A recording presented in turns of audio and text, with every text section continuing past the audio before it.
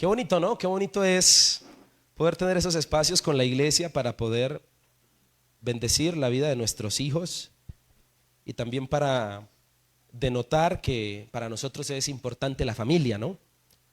Y que consideramos que la mayor bendición para la familia es la presencia de Dios. Por eso felicitaciones a los padres que presentaron a sus niños y les animamos a seguir ese camino con el Señor. Amén. Muy bien. Después de esto, ahora sí vamos a ir como tal a la palabra del Señor. De antemano quiero darle algunas instrucciones importantes. La primera, evitemos al máximo la ida al baño, ya que nuestro sitio no es tan grande y el objetivo a la hora de escuchar la palabra es estar lo más concentrados y con la menos distracción posible. ¿Estamos de acuerdo? Y en segundo lugar, a los papitos que tienen a sus bebés, si de pronto el bebé llora, se siente de pronto intranquilo, podemos pasar a la parte de atrás y nuestros servidores les ayudan, ¿está bien? Para que entonces tanto el papá, la mamá, el bebito se sientan tranquilos y también podamos nosotros continuar con la palabra del Señor. ¿Estamos de acuerdo? Muy bien, entonces eso lo vamos a hacer. Vamos entonces en este momento a concentrarnos para lo que el Señor quiere hablarnos. ¿Estamos de acuerdo? ¿Cuántos están listos para escuchar la palabra del Señor esta mañana? Muy bien, dile al que está a tu lado, prepárate porque el Señor te va a hablar en tu corazón. Muy bien. Le cuento que hace más o menos unos 3 años una familia de la iglesia, de aquí a la iglesia, muy especial, lamentablemente pasaron por la nefasta situación de perder a su ser querido, uno de sus seres queridos. Y digo nefasta porque siempre despedir a un ser querido es muy doloroso. Y ellos, como creyentes de la iglesia, y también ser uno de los primeros frutos que la iglesia aquí en Misión Vida Bosa dio cuando empezamos, me vi en la necesidad, pero también en el amor y en el corazón de poder acompañarlos en este momento difícil de despedir a su ser querido. La cuestión era que había un reto bien grande porque ellos tenían a su familiar en la costa, está bien, y su familiar fallece y por temas tanto culturales como de clima para aquel lugar, siempre las exequias se hacen en el menor tiempo posible. ¿Estamos de acuerdo? Entonces en ese lugar se deben hacer de esa manera y por eso viajar hasta la costa desde aquí, desde Bogotá, era un reto apremiante y poder llegar a la hora precisa para poder estar y acompañar a la familia, y era algo bien importante porque pues aquí estaban sus hijos. Entonces eso nos implicó también, gracias a Dios, un hermano de la iglesia muy especial nos prestó su carro para poder viajar cuanto antes. Apenas fue la noticia, en la tarde estábamos viajando hacia allá y yo no solo fui a acompañarlos, sino también fui a conducir el carro hasta la costa. La cuestión es que yo jamás me imaginé lo difícil que es viajar solo usted como conductor, sin tener un conductor que le pueda ayudar, y más con una situación de contrarreloj, como se puede presentar en este caso las exequias de esta persona fallecida. Entonces era apremiante porque de pronto si era yo solo como conductor y arrancaba y me iba, podía descansar y de pronto ir despacio a la cuestión, pero la cuestión era que estábamos contrarreloj por la circunstancia que le acabo de mencionar. Entonces la situación se hizo apremiante y nos tocó arrancar. La cosa es que al querer usar el Waze, ¿no?, los aparatos, y usar el Google Maps, coloco la ruta hacia donde debemos llegar y ciertamente la ruta se ve derechísima por el mapa, pero lo que yo no sabía es que nos iba a enviar por unas carreteras que usted no tiene idea que pasamos. La cuestión o la odisea comienza más o menos a eso del mediodía, de las 12 del mediodía, cuando el Waze nos dice que dejemos el camino pavimentado que va de aquí a la costa, que particularmente la mayoría lo conocen, y que nos entremos por algunos municipios de Antioquia donde la cuestión se comienza a ver la carretera destapada, y ni hablar del rostro de nuestros amigos antioqueños. Y comenzamos una travesía que duró alrededor de unas 5 horas de estar caminando por trochas y no saber para dónde íbamos. Como dice el dicho, el que lo vive es el que lo goza. Y yo, como conductor primíparo y sin tener en cuenta, tristemente, me tomé sin darme cuenta del miedo, del susto y de la incertidumbre 3 Vive-100 al tiempo. Usted no se puede imaginar cómo se me puso el corazón y la taquicardia que me dio. No tomen eso. No estamos haciéndole propaganda contraria a la cuestión, pero esa cosa es terrible. Y más 3. Lo cierto es que a eso de las 3 de la tarde yo estaba con una taquicardia terrible, nervioso, iba con solo mujeres, yo era el único hombre que iba conduciendo y cada nadita me tocaba cada 10, 15 minutos, bájese porque el carro en el que íbamos era muy bajito y tocaba el piso, porque eran unas trochas terribles con unos barriales, unos huecos, y en muchos de esos trayectos habían quebradas que pasaban por encima de la carretera. Hubo un momento donde yo pensé en devolverme para volver a la pavimentada, a la vía principal, pero ya era muy tarde porque ya habíamos descendido muchísimo sobre montañas y ya el carro al devolverse estaba seguro que no subía. Entonces fue una odisea terrible y además habían personitas que nos daban esperanza, pero más adelante encontrábamos gente que destruía esa esperanza por completo. Habían personas que nos decían, voy para tal lado. No, tranquilo, mire, ya en media hora. Hay unos pasos un poquito difíciles, pero no, el carro pasa, ese carro es bueno, ese carro pasa. Entonces como que, bien. Y más adelante un señor en caballito venía y, señor, es que vamos para tal lado. ¿Será que está lejos la pavimentada? No, pero ustedes qué hacen por aquí con ese carro. No, eso por allá adelante, eso está duro, está terrible. Hay una quebrada pasando por encima. Y además, ustedes qué hacen por aquí si por aquí es peligroso. Cosa tremenda. Una vaina que yo no sé si alguien en alguna oportunidad le ha vivido ese tipo de situaciones, pero eso es una cosa terrible. Lo cierto es que gracias a Dios, más o menos como a las casi 6 de la tarde de ese día, logramos llegar a un municipio donde ya la carretera era pavimentada hasta la costa. Y usted no se imagina cómo nos volvió el alma al cuerpo después de salir de esa trocha, después de salir de ese lugar. Y gracias a Dios pudimos llegar al destino, pero nos retrasamos bastante. Yo creo que perdimos entre 4 a 5 horas metidos por allá, por ese lugar. Y fue una experiencia, yo creo que inolvidable. De esas experiencias que jamás uno olvida, pero que también le dejan enseñanzas para siempre, ¿no? Porque definitivamente hay caminos que aunque lo llevan a uno al destino donde uno tiene que llegar, eso no implica que no vaya a ser fácil o que vaya a ser fácil llegar. Muchos de esos caminos van a implicar pasar por lugares difíciles. Va a ser incluso una lucha poder llegar, como ese día nosotros lo vivimos. Pero definitivamente encontrar un camino pavimentado es una ruta maravillosa para transitar, para poder movilizarse. Y les digo esto porque algo similar pasa a veces con la fe. Uno como creyente o en su ejercicio de querer tener fe puede prescindir que porque está cumpliendo ciertos hábitos o ciertas cosas va por una muy buena ruta. Voy bien, dice una canción que cantamos en la iglesia, camino al cielo yo voy, ¿no? Vamos bien, estamos creciendo espiritualmente, estamos avanzando en lo que queremos avanzar, pero posiblemente cuando vamos a la palabra podemos en un momento darnos cuenta o preguntarnos si aquello que consideramos es una carretera pavimentada podría llegar a ser un camino destapado. Es decir, que no estamos transitando por la fe o en la fe que el Señor en su palabra nos enseña realmente. Y la podemos de pronto estar confundiendo con ciertos hábitos o con ciertas creencias o con ciertos artilugios que hemos aprendido dentro de nuestra vida cristiana, pero resulta que no estamos caminando como debería ser. Y le menciono esto porque eso fue lo que le sucedió a una de las iglesias más predominantes, prominentes del Nuevo Testamento. Estoy hablando de la iglesia de los Corintios. Una iglesia con mucho movimiento, con muchas actividades, con muchos cultos. Tenían reunión de damas, de caballeros, de solteros, de niños, de jóvenes. Tenían muchas reuniones, celebraban la cena del Señor. Era una iglesia que se reunía en el primer siglo bastante y que además consideraban muy importantes los dones espirituales. El don de profecía, el don de lenguas, el don de ciencia, el don de discernimiento de espíritus y otros que existen dentro de la palabra y que nos da el Espíritu Santo. Ellos anhelaban con ímpetu y eran muy abundantes en cuanto a esta espiritualidad que le estoy diciendo.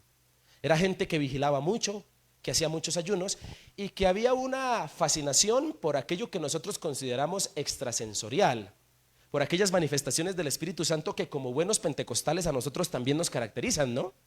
Que nos gusta el mover del Espíritu Santo, el fuego, sentimos algo, nos quebrantamos, fuimos sensibles a la presencia del Espíritu Santo. Y eso, o eso le gustaba mucho a la iglesia de los Corintios. Le fascinaba y habían puesto su mirada particularmente en eso, pero comenzaron a caer en un grande problema. a la par que crecían en los dones espirituales y en todas estas manifestaciones y experiencias espirituales, por este lado también estaban presentando graves problemas de división, graves problemas de inmoralidad sexual, grandes problemas que comenzaron a quebrar la iglesia, incluso a hacer que dentro de la iglesia hubiesen grupos de división. Entonces habían personas que preferían a un predicador y otras preferían a otro. Habían personas que les gustaba como Apolos enseñaba. Entonces, cuando vaya Apolos a predicar, vamos al culto. De lo contrario, no, porque él es más espiritual que Pedro. Y cuando Pedro predicaba, entonces decían, no, es que Pedro estuvo más cerquita a Jesús, entonces Pedro es más espiritual que Apolos. Y otros decían, no, nosotros no nos identificamos con ningún líder humano. A nosotros solo nos gusta Cristo y ninguna persona nos va a pastorear. Entonces la iglesia, en el afán de querer ser espiritual, comenzó a tener graves problemas y comenzaron lamentablemente a haber contiendas, orgullos, divisiones, pleitos y graves problemas de relaciones entre humanos. Entonces esto empezó a contrastar lo que era realmente la espiritualidad. ¿Cómo es posible que podamos estar creciendo o hablar de cosas espirituales, pero a la vez tengamos profundos problemas humanos? Cuando no podemos desligar la espiritualidad de lo humano, porque la espiritualidad solo tiene efecto o se ve reflejada en lo que somos humanos. ¿Me estoy haciendo entender? En ese orden de ideas, las divisiones se comenzaron a hacer y comenzó a haber mucho estigmatismo. Había quienes se sentían más espirituales que otros y miraban a los que no se sentían muy espirituales por encima del hombro. Entonces la espiritualidad fue a hacer daño. El anhelo de la búsqueda del Señor fue a hacerle daño a la gente en ese lugar. El conocimiento estaba creciendo, pero también estaban creciendo los conflictos. Estaban creciendo los dones, pero también estaba creciendo el elitismo, la estratificación. Y entonces la gente comenzó a tener un sinsabor y a vivir esto: inmadurez. Porque se puede ser muy espiritual, pero también a la vez ser muy inmaduro. Y Pablo no solamente quiere enseñarles a que tengan dones, sino más bien a que sean bien maduros, porque la madurez sí que refleja lo que podría llamarse ser espiritual. Y en este contexto es cuando Pablo interviene para mostrarles un camino mejor de lo que ellos están acostumbrados a llamar espiritualidad. Entonces les escribe el versículo 31 del capítulo 12 de Primera de Corintios. Y me gusta mucho como lo dice en la versión Biblia de las Américas, que a continuación quiero leerle. Entonces Pablo, hablándoles acerca de todo esto, les dice lo siguiente: mas desead ardientemente los mejores dones. Está bien que los quieran, deséenlos, pero tengo que decirles algo.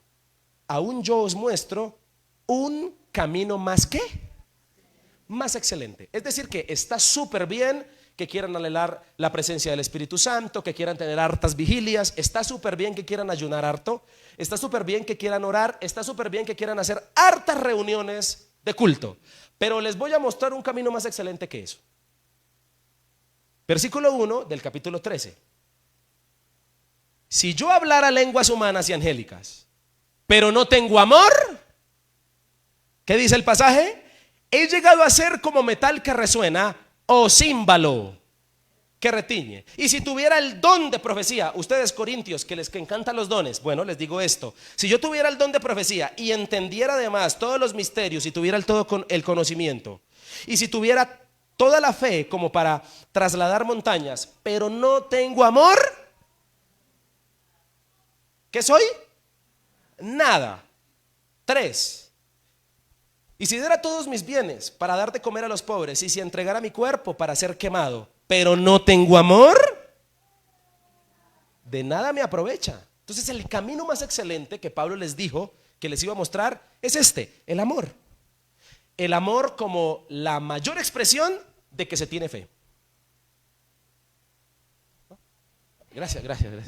Otra vez. Es que me sentí solo por un instante.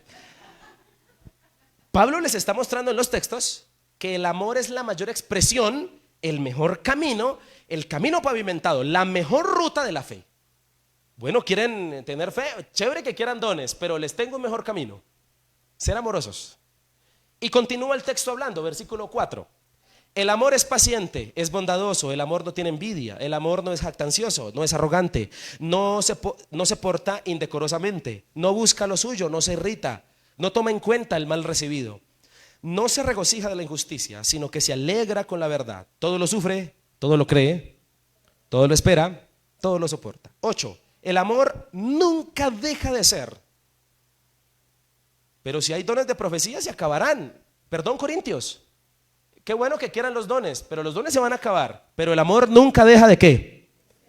Y si hay lenguas, qué chévere, pero estas cesarán. Y si hay conocimiento, qué bueno, pero este se acabará. Versículo 9. Porque en parte conocemos y en parte profetizamos, pero cuando venga lo perfecto, lo incompleto se acabará. Cuando yo era niño, hablaba como niño, pensaba como niño, razonaba como niño. Pero cuando llegué a ser hombre, dejé las cosas de niño, porque ahora vemos por un espejo, veladamente, pero entonces veremos cara a cara. Ahora conozco en parte, pero entonces conoceré plenamente, como he sido conocido. Y ahora permanecen 3 hermanos: la fe, la esperanza y el amor. Pero les quiero decir cuál es el mayor de los 3. ¿Cuál dice el texto? El amor. Entonces, el amor, por toda esta conceptualización, porque lo que hace Pablo en Primera de Corintios es decirnos lo que es el amor. Por todo lo que es, con razón es el mejor camino de la fe. Con razón es la mejor manera de mostrar que se es espiritual. ¿Quieres crecer espiritualmente? ¿Quieres estar más cerca de Dios? Ama, crece en amor. Lo que el texto está diciendo. Ahora, te tengo una premisa que no me puedo ir ni te puedo decir sin que te la diga. Resulta que en la Biblia el Nuevo Testamento está escrito en el idioma griego, mayormente en el griego koiné. ¿Qué es el griego koiné? Es el idioma que se hablaba en el tiempo de Jesús, pero que era del vulgo, es decir, como hablamos los de Bosa, el más macheteadito. Ese era el griego de la época. Y es decir, por ejemplo, uno dice a lo bien. Yo a veces en mis predicaciones digo a lo bien. Entonces, ese es el griego con el que se escribe el Nuevo Testamento, y solo se usa un griego muy refinado, por ejemplo en la carta de Romanos, para escribirle a doctores. La carta de Romanos va dirigida a doctores, a filósofos de la época, gente estudiada. Por eso la terminología es distinta. Pero te tengo una premisa que necesitas conocer.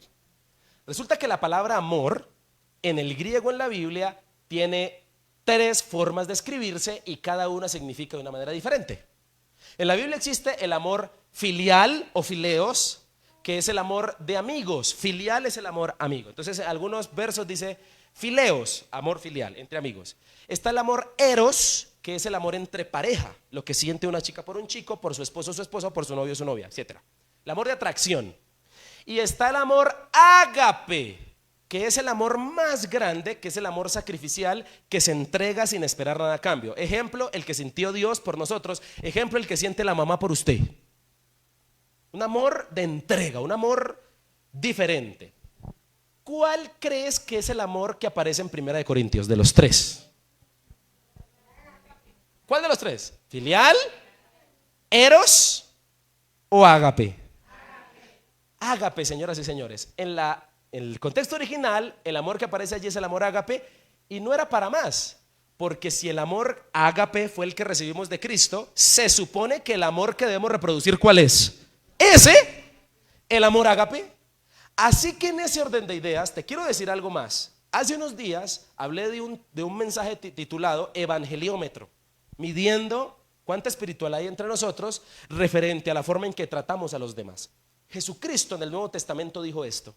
Dijo: por esto conocerán que son mis discípulos, si se aman los unos a los otros. Jesús pudo haber colocado otra medida, pudo haber dicho: conocerán que son mis discípulos en el mundo porque hablan en lenguas, porque predican, porque se saben todos los libros de la Biblia, porque se saben hartos versículos. No, Jesús solo colocó esta medida: porque se amen los unos a los otros. Esta fue la señal visible que quiso colocar Jesús como distintivo de aquel que es espiritual. Por eso el amor es una de las verdaderas características de ser un maduro espiritualmente.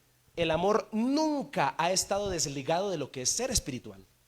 Nosotros no podemos tomar el amor como una característica aparte de lo que es tener fe. Todo lo contrario, es el camino que lo demuestra, el camino que demuestra que tengo fe. Por eso deberíamos preguntarnos hoy menos cuántas experiencias espirituales he tenido y comenzar a decir cuánto amor doy. Porque a veces uno nunca escucha un testimonio de alguien diciendo: oye, pastor, he crecido mucho espiritualmente porque ahora amo más. O sí, no, casi uno no escucha esos testimonios. Uno dice: pastor, estoy creciendo porque ahora me sé más Biblia. Y qué bien, no estoy con esto eliminando eso, está bien. Pastor, yo he crecido en mi fe porque ahora oraba 1 minuto, ahora oro 1.5. Vamos melos, diríamos aquí en Poza, ¿no? Pastor, estoy creciendo en la fe porque antes yo no me congregaba, ahora me congrego. ¡Qué bien! Súper. Pero según el Señor, la mejor manera de crecer fe es amando. Es amando mucho, y es lo que su palabra hoy nos enseña. Por eso a veces pensamos en cómo cuidar la espiritualidad de la iglesia. Hay ciertos hermanitos que a veces con celo, y yo no dudo de eso, quieren que la iglesia sea espiritual. Pastor, tenemos que cuidar la santidad de la iglesia, tenemos que orar más. Pero ¿por qué no proponen algo como: pastor, tenemos que amar más?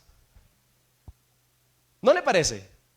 Y esto redefine por completo lo que es ser iglesia, porque a veces pensamos que ser iglesia es estar rodeados de muchos cultos, de muchos ayunos y de muchas vigilias y de muchos bautismos. Y según la Biblia, ser iglesia es amar mucho. ¿Alguien está entendiendo lo que quiero decir? Por eso para Pablo le muestra a la iglesia también que es relevante el amor, así como lo son los dones, pero incluso coloca el amor por encima de eso. Un culto impresionante puede existir, pero también a la vez puede existir una convivencia terrible. Nosotros en nuestra iglesia podemos tener predicadores brillantes, pero poca paciencia. Podemos tener mucho conocimiento bíblico, pero poco perdón. Puedes tener grandes dones, pero mucho orgullo. Podemos tener mucha actividad ministerial. Aquí hubo una persona, de verdad, esto no es cuento, hace unos días me dijo: pastor, ¿y si hacemos un retiro de solteros? ¿Cuántos irían para comenzar a hacer las inscripciones? Me dijo así: podemos tener mucha actividad ministerial, pero muy poca bondad. Por eso, para el Señor, para Pablo, para la palabra, nos muestra que aunque Él puso muchas cosas en nuestras manos que son maravillosas, Él desea ver por sobre todo una característica que se nos note mucho, y es amar. Es amar. El amor no es un accesorio para la vida cristiana, es una ruta, es el camino pavimentado. Es la mejor manera de expresar a Cristo. Por eso el camino que Pablo presenta nos obliga a hacernos una pregunta muy importante esta mañana. Primera de Corintios 13 nos obliga a hacernos una pregunta importante. La pregunta es esta: ¿qué lugar ocupa el amor en tu vida? Porque no puede ser una palabra que tú admires en la Biblia, ni que le exijas a la gente. Necesitamos avanzar mucho con experiencias de fe, crecer en el Espíritu Santo, pero también la primer parte del fruto del Espíritu Santo es el amor. ¿Has leído Gálatas? Y el fruto del Espíritu es, ¿lo encabeza cuál? Amor. Uy, sí se lo sabe. Amor, paz, paciencia, benignidad, bondad, fe, templanza, mansedumbre. Pero lo encabeza ese. Ahora, el amor tiene que convertirse en algo visible. Podemos avanzar mucho en experiencias, pero no presentar mucho amor.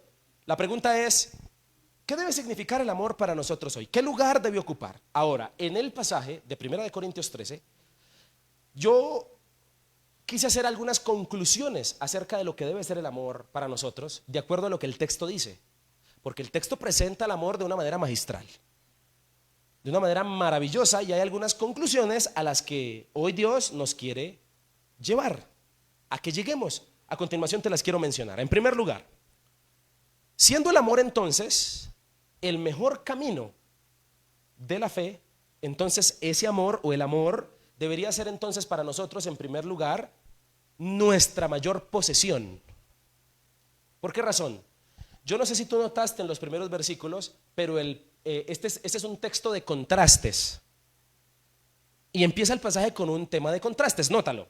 El versículo 1, 2, 3 dice, voy a parafraseártelo: Si yo hablo lenguas humanas, pero no tengo, tener es posesión.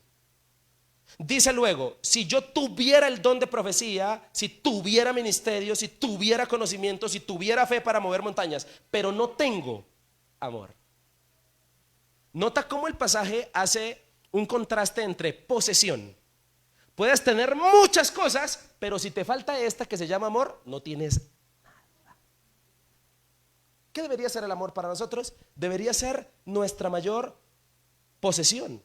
Pablo le está escribiendo a una iglesia que le abundan los dones, que le abundan las celebraciones espirituales, pero que no tiene mucho de aquello que más Dios da. Mi hermano, ¿qué es lo que más Dios le ha dado a usted? Pastor, plata. Bueno, gloria a Dios. Bendíganos también, por favor. Pastor, lo que más Dios me ha dado es pruebas. No, espere. Hijos. Oiga, nuestros padres sí pudieron haber dicho eso, ¿no? Mi abuelita Ubaldina tuvo 13. Uy, Dios mío, bendito. Pobre mujer, mi abuelito no la dejaba descansar ni un año. Bueno, volviendo al tema, lo que sí te quiero decir es que según el pasaje, nuestra mayor posesión debería ser el amor. Y se supone que lo que tú más has recibido de Dios es ¿qué? ¿Qué deberías entonces tener más? Vamos a ver quién grita más duro. No, mentiras. Lo que quiero decir es que en el contexto se hace un contraste entre lo que significa poseer amor y poseer capacidades extraordinarias. Sin amor, las palabras más elocuentes se convierten en esto, en ruido molesto. Allá a ver quién está atrás. Allá Patricia, que va para allá. Patricia, tóqueme por favor esa puerta así. Eso es no tener amor, como metal que resuena. Entonces, es ser un ruido molesto para Dios. Entonces, Dios hace cuando ve a alguien que se cree espiritual, pero no tiene ¿qué? Amor. Y podemos incluso dominar lenguas espirituales, ser buenos oradores, pero si el amor no es la motivación de la voz, si el amor no es la motivación del corazón, entonces simplemente será un estruendo. Ahora, el conocimiento y los dones que la palabra nos habla no te hacen tan espiritual como el amor, porque el amor sí nos da un verdadero estatus delante de Dios. A Dios sí le impresiona el que ama mucho, no el que habla mucho. A Dios sí le impresiona el que tiene la capacidad de amar incluso a sus enemigos, que es hasta una predicación de Jesús. No tanto como el que puede orar para que los enfermos se sanen. Qué tremendo eso, ¿no? La palabra nos enseña que el amor da verdadero estatus. Porque incluso Pablo usó esta frase, dijo: si tuviera la fe para mover montañas, pero no tengo amor, nada soy. Eso me dice que nosotros podemos tener una fe capaz de mover montañas, que a la misma vez esa misma fe aplaste a la gente. Y qué duro sería eso, porque esa no es la voluntad de Dios. La fe poderosa, que no está acompañada de un corazón compasivo, aunque pueda producir milagros visibles, también a la vez produce vidas vacías. Y a Dios no le interesan mucho los milagros visibles, le interesan las vidas llenas de amor. Sin amor, la generosidad extrema, porque también el texto dice que incluso yo puedo vender todos mis bienes y darlo a los que lo necesitan, pero si no tengo amor, de nada sirve. Está diciendo que yo puedo ser muy generoso, pero eso solo va a ser un monumento a tu ego. Lo haces para que te miren, lo haces para que te reconozcan, si no tienes amor. Es lo que el texto nos está diciendo. En ese orden de ideas, incluso el sacrificio, porque el texto dice: si entrego mi cuerpo para ser quemado, pero no tengo amor, de nada me aprovecha. Nos está hablando el pasaje también que el sacrificio personal jamás va a sustituir la falta de afecto. ¿Estamos de acuerdo con eso? Tienes que tener amor. Es lo que el Señor nos pide hoy en esta palabra. No es incluso lo que podamos llegar a hacer, sino es la motivación con la que lo hacemos, lo que el texto está revisando. Ahora, en el reino de Dios, la intención del corazón es la que realmente le da valor a la obra. como pensar en la obra de Cristo. ¿Qué hace maravillosa la obra de Cristo? Que a Él lo motivó el amor a hacer eso. Imagínate donde Cristo hubiese muerto por nosotros en la cruz sin amor, porque se pueden hacer muchas cosas sin amor. ¿Cómo hubiese podido haber sido esto? Que Cristo muera por ti en la cruz y al otro día venga a cobrarte el favor. Venga, ¿se acuerda que yo morí por usted? Bueno, yo necesito esto. Pero a ninguno Jesús nos hizo eso. Por eso se pueden hacer muchas cosas con apariencia de caridad, pero sin amor. Con apariencia de amor, pero no existe. Por eso necesitamos hoy entender lo que el texto nos está diciendo, porque puedes poseer todos los dones, puedes tener todo lo que la iglesia de Corintio deseaba, pero si no está el amor, el texto dice que no tendríamos nada. Los carismas, los talentos, según la palabra, son herramientas temporales, pasajeras, pero si poseemos amor, estamos invirtiendo en el reino eterno. Y no me quisiera adelantar, porque ahorita quiero explicarte más detalladamente ese tema. Lo que sí te quiero decir es que el amor no es un adorno para los talentos. El amor es el valor real de mi fe. Es el valor real de lo que el Señor desea para mí. Es más, incluso servir sin amor destruye al que sirve y agota a los que están sirviendo su servicio. ¿Usted ha ido a un restaurante donde el mesero o la mesera lo atiende mal, sin amor? Entonces es una carga para él. Hace unos días estuve en X lugar, me invitaron a comer y estábamos allí y la persona, entonces me prepararon antes de pedir, ¿no? Antes de llegar la carta me dijeron, pastor, lo que pasa es que la chica que atiende aquí, ella es como malacarosa. Entonces, pero tranquilo, pastor, ella es así. Entonces llegó efectivamente una chica joven, bonita. Al César lo que es del César, ¿sí o no? Bonita la chica. Llegó, pero con una trompa. Entonces se notaba que no era para nada de su agrado atender a la gente. Y más encima nos incomodó a los que estábamos siendo atendidos. Eso es servir sin amor. Destruye al que lo está haciendo y agota al que está recibiendo el servicio. Y eso es algo que nosotros tenemos que entender. Porque cuando la motivación no es la pasión, el servicio se comienza a volver una carga pesada, una carga que produce resistencia y amargura. Por eso tu mayor posesión no es que hayas logrado acumulado mucho, sino cuánto tú te has dejado transformar por el amor de Cristo para mostrar el amor de Cristo. ¿Estamos de acuerdo con eso? Por eso ante el tribunal de Cristo, lo que medirá la efectividad de nuestra vida, nuestro estatus, no va a ser ni los dones, sino la calidad de amor que expresamos. Porque en el reino de los cielos, la matemática del reino de los cielos es esta: títulos, posesiones, riquezas, multiplicado por cero amor, ¿cuánto cree que da? Regla matemática, ¿no? Todo lo que se multiplique por cero, ¿qué da? Así funciona la matemática del cielo. Puede ser elocuente, gran predicador, tener grandes dones, pero multiplicado por cero amor no sirve de nada. La pregunta es, ¿cómo nosotros hacemos del amor nuestra mayor posesión? Bueno, de varias maneras. Primero, antes que exigirlo, darlo. ¿Por qué no hay amenes? Antes que exigirlo, ¿qué? En segundo lugar, entendiendo que el amor no es un talento humano que se fabrica. Solo si estoy al pie de Cristo aprenderé a amar. En tercer lugar, dejando de acumular logros religiosos. Ay, pastor, de donde venimos hacíamos tanto. Deja de acumular logros religiosos y ama mucho en el lugar donde estás. Ama mucho en el lugar donde Dios te colocó para expresar la verdadera naturaleza de Cristo. Y por último, dejando de perseguir lo secundario y colocando al Señor y su amor en primer lugar. ¿Estamos de acuerdo? Segundo lugar, voy rápido.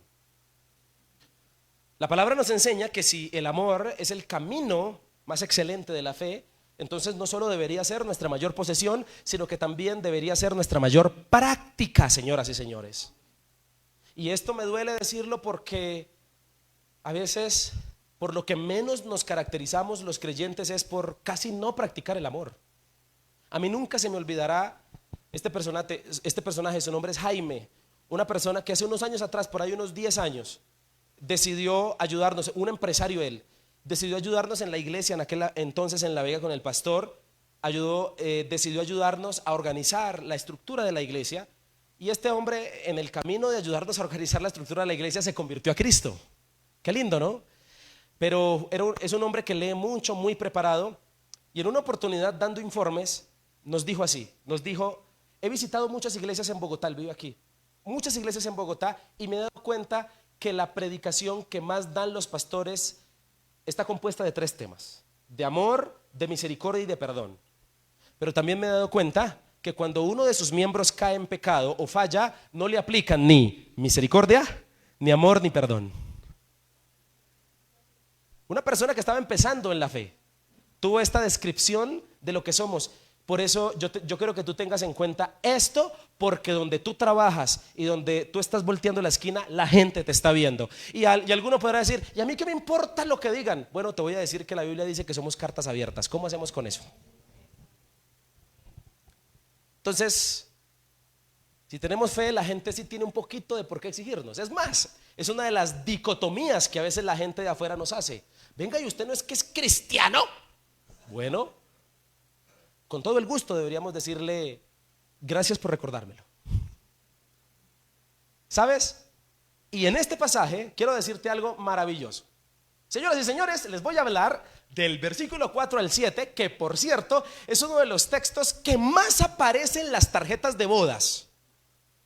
El amor es sufrido, todo lo cree. Ay, con estos versículos, cómo las chicas caen redonditas.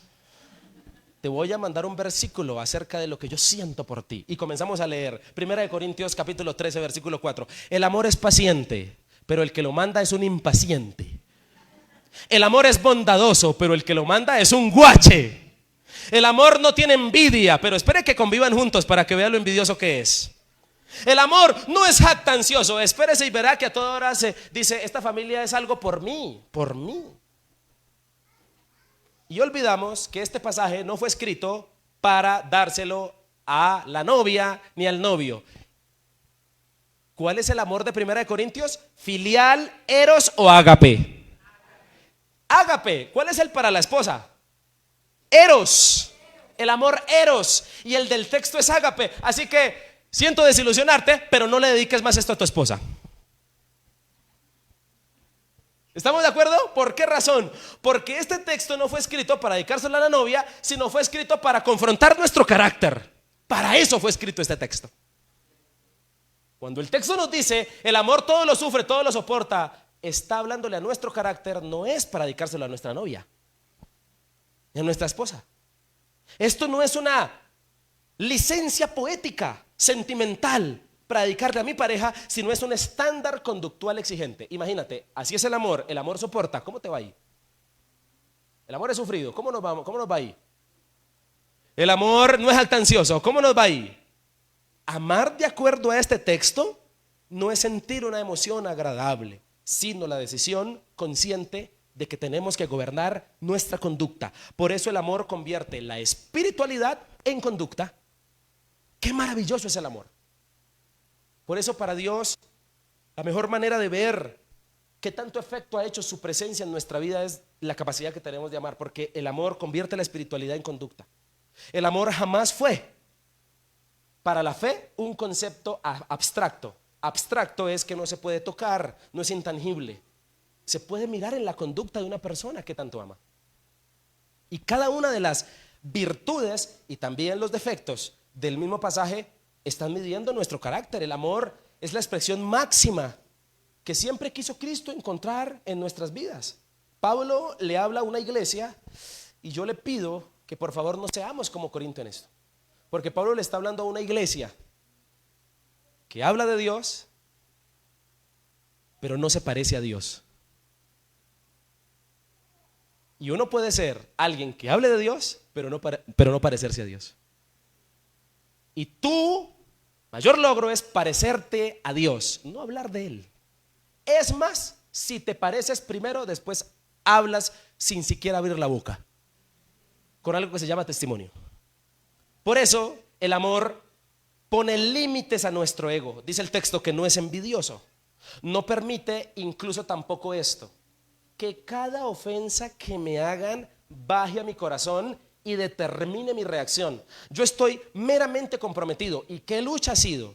Aprender que la gente, la mala actitud de las personas, de los que no me quieren, determinen la actitud que yo debo tener. Pilas con eso. Porque el malhumorado, el que hiere, el deshonesto, con su forma de ser, no puede determinar entonces cómo tú debes ser. Tú debes ser como es Cristo. Pare de contar. ¿Estamos de acuerdo? ¿Qué reto para nosotros? Tampoco podemos permitir que la frustración nos dé permiso para comportarnos como nosotros quisiéramos comportarnos o nos dé la gana. Es más, amar es aprender a no vivir gobernados por lo que sentimos, sino por lo que creemos. Palabra vieja que hemos dicho en esta iglesia. Que estamos llamados no a vivir por nuestras emociones, sino por nuestras convicciones. La madurez espiritual, por eso aparece cuando nuestros sentimientos dejan de tener la última palabra. El amor nos exige renunciar. Y un consejo para las parejas. Cuando dice el amor todo lo soporta, todo lo cree, ¿no? Podemos hacer una aplicación no para la pareja, pero sí para nosotros, para nuestro carácter. Muchas veces amar será elegir la paz por encima de querer tener la razón. Y eso es duro. Por eso el amor comienza a transformarnos, o comienza a transformar aquello que nadie ve, lo interno, las intenciones, comienza a transformar las expectativas. Otra cosa muy importante, comienza a transformar las heridas.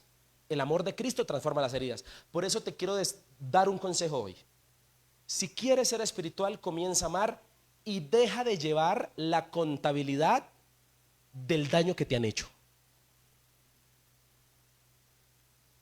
Deja de llevar la contabilidad del daño que te han hecho. Si supiera, pastor. Si supiera, pastor. Llevamos la contabilidad de las palabras de las personas. Dejemos eso atrás y comencemos a mostrar lo que realmente Cristo quiere. Por eso hoy necesitamos decidir renunciar a la amargura como respuesta de nuestra conducta, y que más bien el amor limpie voluntariamente nuestra conciencia, nuestra memoria, y nos lleve realmente a demostrar lo que el Señor quiere. ¿Cuántas parejas no pueden ser felices por eso? Porque se llevan la cuenta de lo que se han hecho hace 10 años y ahí llevan la cuenta. Tengamos cuidado con eso. El amor demuestra su verdadera naturaleza cuando permanece firme bajo la presión, porque la verdad es muy fácil comportarse correctamente cuando todo está a nuestro favor, pero cuando tenemos el reto de que haya algo contrario. Ahora, mientras el ego necesita reconocimiento, el amor puede hacer un sinnúmero de cosas tras bambalinas, sin necesidad de que tengan que darte el aplauso.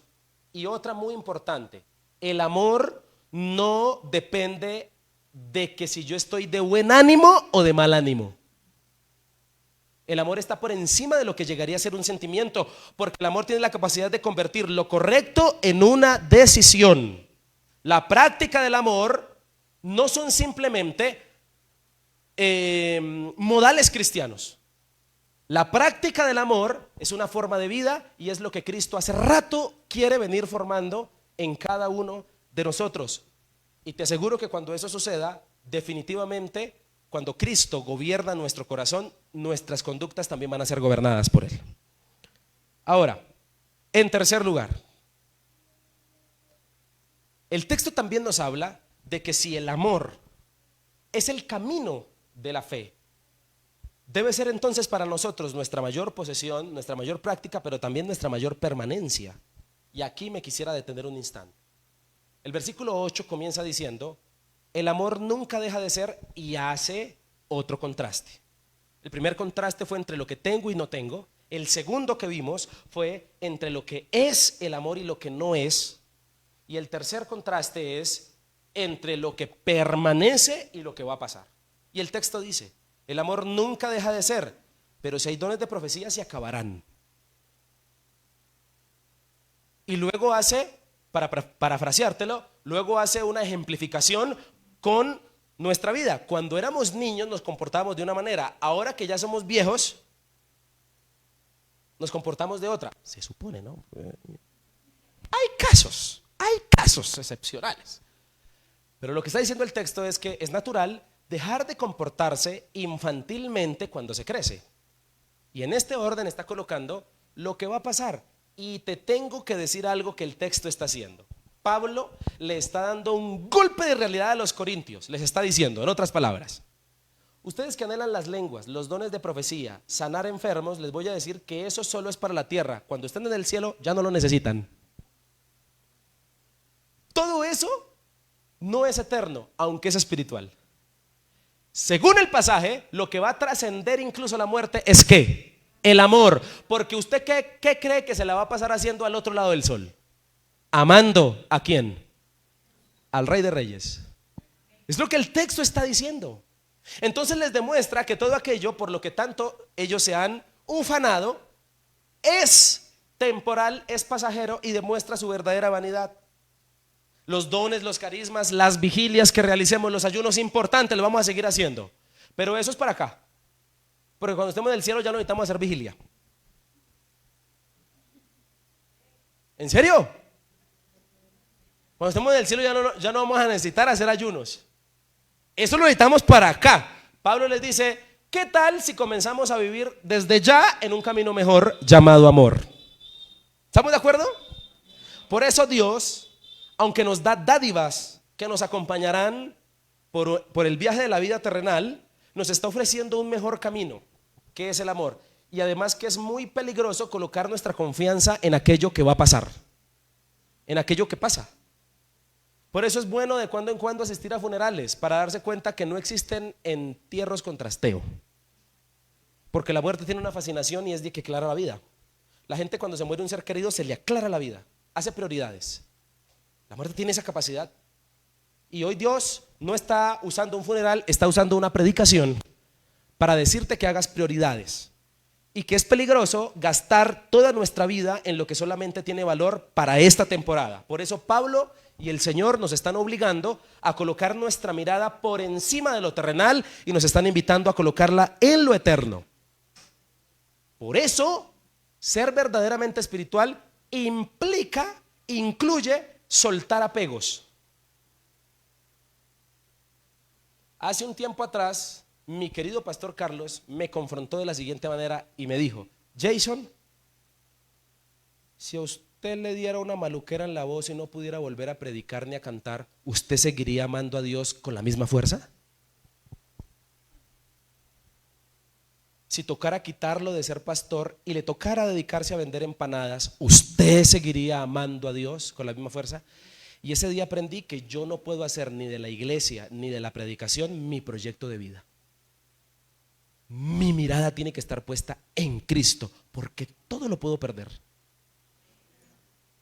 Y amarlo profundamente a Él.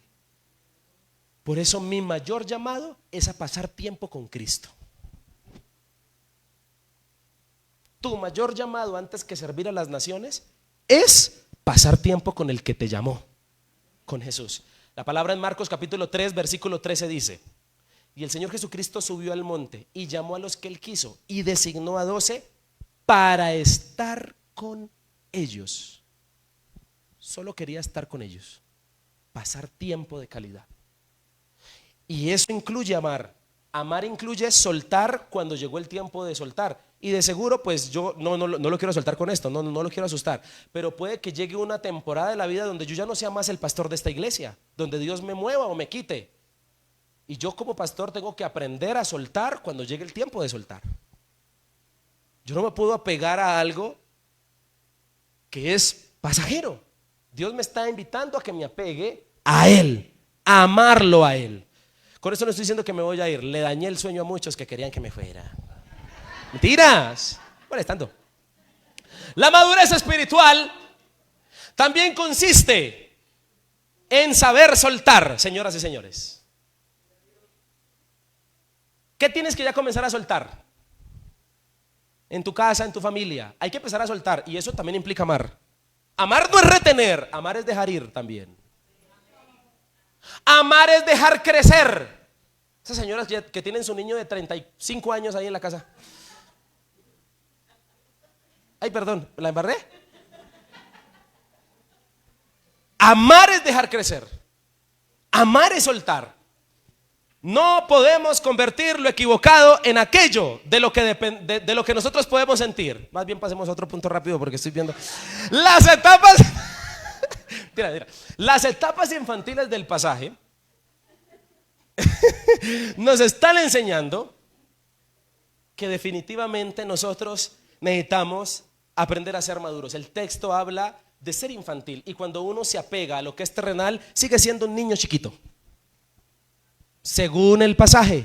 Por eso hay que empezar a actuar como lo que somos, gente madura y adulta. Necesitamos empezar a entender lo que realmente Cristo quiere para nosotros. Y como lo dije hace unos días atrás, pilas con confundir lo que sientes con la voluntad de Dios. No todo lo que sientes es voluntad de Dios. Ay, es que yo siento hacer esto. Eso puede que no sea la voluntad de Dios. Debes tener cuidado. Por eso, si sabes que muchas cosas van a pasar, no podemos concederles el primer lugar en nuestra vida. Como a veces lo predicamos, los hijos no pudieran ser el primer plano de la vida de cualquier padre, porque un día abandonarán el nido y quedará la vieja y el viejo. Por eso la pareja debería girar en torno al otro, no a los hijos, porque los hijos se van a ir y van a ser su familia. Y esto no implica amarlos menos, esto no implica tratarlos mal, esto no implica mandarlos a dormir sin comer, no, esto implica prioridades espirituales. No hay amenes, pero no importa, igual sigue siendo cierto. Cuando Cristo vuelva, el conocimiento incompleto, según Pablo, va a estar completo. ¿Te imaginas tú al otro lado del sol con todas las dudas claras? ¿Cuál crees que va a ser tu primera reacción cuando el Señor expanda tu mente y estés en la eternidad? Yo ya sé lo que voy a decir. ¿Sabe qué voy a decir yo? Voy a decir ¡bruto! Porque como ya lo entiendo todo, entenderé que coloqué como cosas prioritarias cosas que eran secundarias. Y una de ellas va a ser amar. Por eso amar es vivir desde ahora con los valores del mundo que viene. ¿Qué tal si comenzamos a practicar desde la tierra lo que va a perdurar para siempre, que se llama amar? Es lo que el texto nos está enseñando. Por eso no podemos dejar de permanecer en aquello que nos salvó. No se te olvide que lo que te salvó fue el amor del Padre. No dejes de permanecer en eso que te salvó. Se te puede exigir el amor del Padre que nos salvó, reflejado en Cristo. Por eso la experiencia más traumática, si cabe el término, que más nos marque, debe ser haber sufrido el amor del Señor, haber sido impactados por la sangre poderosa de nuestro Señor. Ese debería ser el mayor trauma y la mayor marca que tengamos, tanto así que no podamos vivir sin mostrar eso. ¿Me estoy haciendo entender? Por eso necesitamos entender que el amor, aunque maravilloso, es lo que más se deja, porque es uno de los reclamos que se hace a una de las iglesias en Apocalipsis. Qué bueno que alimentes a los ancianos, qué bueno que hagas tantos cultos y hagas cosas, pero tengo contra ti una cosita. ¿Se acuerda? Has dejado tu primer amor. Y hoy el amor, según el texto, es el mayor entre la fe y la esperanza. Por eso es importante hacer del amor nuestra mayor permanencia. ¿Y cómo lo logramos? Sencillo y fácil. Teniendo conciencia temporal, es decir, sabiendo de que muchas de las cosas que vemos en esta tierra que amamos y que nos gustan pasarán, teniendo una cosmovisión eterna y dejar de depender de todo aquello que no es el Señor, colocar nuestra seguridad en Él. ¿Por qué razón? Porque muchos pueda que nunca tengan el don de profecía por el cual tanto oran, pero sí todos pueden amar. Puede que muchos no puedan orar por enfermos y se sanen, pero sí pueden amar. El amor, señoras y señores, no es simplemente un lenguaje universal, porque es un lenguaje universal. Uno puede estar mirando una serie en otro idioma, pero los que están allí están expresando algún tipo de afecto, de amor, y uno entiende que es amor. Pero el amor no simplemente es un lenguaje universal, también es un lenguaje celestial, porque después de la muerte seguiremos amando. Quiero cerrar.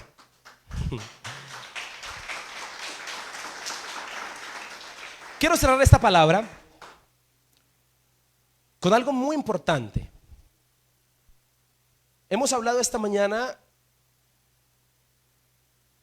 del amor como nuestra mayor posesión, práctica, pero también permanencia. Con P para que no se le olvide. Posesión, práctica y permanencia. Deberemos hacerlo. Pero al final, si vamos a hablar de amor, necesitamos ir a la Biblia y descubrir lo siguiente: que el mejor sinónimo para amor comienza por C: Cristo. Cuando hablamos de amor, necesitamos mirar a aquel que amó. Y Jesús no solamente habló de amor, Jesús convirtió el amor en una entrega. Y la cruz fue la demostración definitiva hasta dónde es capaz de llegar alguien que ama. ¿Sabe hasta dónde? Hasta una cruz, señoras y señores.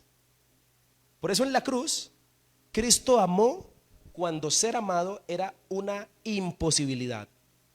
Amó cuando nosotros todavía éramos sus enemigos. Nos amó cuando éramos sus enemigos.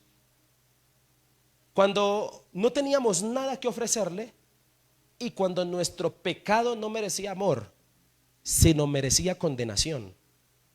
Por eso el amor cristiano no comienza en nuestra capacidad para amar. Primera de Juan 4:19 lo deja clarito. Dice: si amamos es porque Él nos amó primero. Y en ese orden de ideas, nosotros necesitamos entender que cuando Jesucristo dijo en la cruz: Padre, perdónalos, nos estaba expresando amor desde la gracia. Notemos cómo la gracia de Cristo nos lleva amando desde antes de la fundación del mundo. Nos lleva amando desde siempre. Y tengo que decirte que el amor fue el tema predilecto de predicación de Jesús. Cuando habló de la parábola del buen samaritano, nos enseñó que el amor no pregunta a quién hay que ayudar. El amor simplemente ve una necesidad y la hace. Cuando lo visitó en casa de Simón el fariseo una mujer pecadora, según Lucas, que lavó sus pies con sus lágrimas y le echó nardo puro, un perfume muy caro, y secó sus pies con sus cabellos, la Biblia dice que Jesús le dio una gran lección al fariseo diciéndole a la mujer, o diciéndole a todos: ¿sabes por qué ella hace eso? Porque al que mucho se le perdona, mucho ama. Y solo ama mucho aquel que entiende la dimensión del pecado que le perdonaron. No es lo mismo abrazar a Julie y decirle: gracias porque me perdonaste esos 50 pesos que te quedé debiendo, a abrazarle y decirle: Julie, gracias porque me perdonaste la deuda de $50 millones que teníamos. Al que mucho se le perdona, mucho ama. Pero también me encanta este pasaje, el del joven rico. Un hombre que quería salvación, quería estar cerca de Jesús, y Jesús le dice: cumple los mandamientos. Y él le dice: desde joven los he cumplido. Y la Biblia a continuación en el versículo dice: y Cristo le amó. Y a continuación Jesús lo corrige y quiere cambiarlo. Pero ¿qué quiero hacer la salvedad? Quiero decirte que este pasaje nos demuestra que Cristo nos ama antes de que cambiemos y antes de corregirnos. Qué lindo. Pero también tengo que hablarte de Pedro. El día que Pedro negó a Jesús y el Señor 3 días después va y lo busca porque había vuelto a las redes. Jesús solo tenía una incertidumbre, no tenía un reclamo ni un reproche para la negación, solo tenía una duda. La duda es: Pedro, ¿me amas? Y te tengo una premisa en griego. En griego el texto dice así: Pedro, ¿me ágape? Y Pedro responde: Señor, tú sabes que te fileos. ¿Recuerdan? Amor sacrificial, ágape. Filos, amor entre amigos. Señor, me faltaron pantalones para amarte sacrificialmente. Pero lo bueno es que la historia nos demuestra que Pedro termina su vida amando a Cristo con amor ágape, porque la historia nos enseña que Pedro murió por la causa de Cristo. En últimas, sí murió amando ágape. ¿Y sabes por qué ese día Jesús fue a donde Pedro y le dijo esto? Porque Cristo empezó con amor, porque Cristo sabe que el que puede volver a amar puede volver a caminar. Y lo que necesita nuestra gente para que la restauremos, y las almas que están perdidas, no necesitan que les digamos que se van a ir para el infierno. Ellos ya lo tienen claro. Lo que necesitan es que les recordemos cuánto los ama el Señor.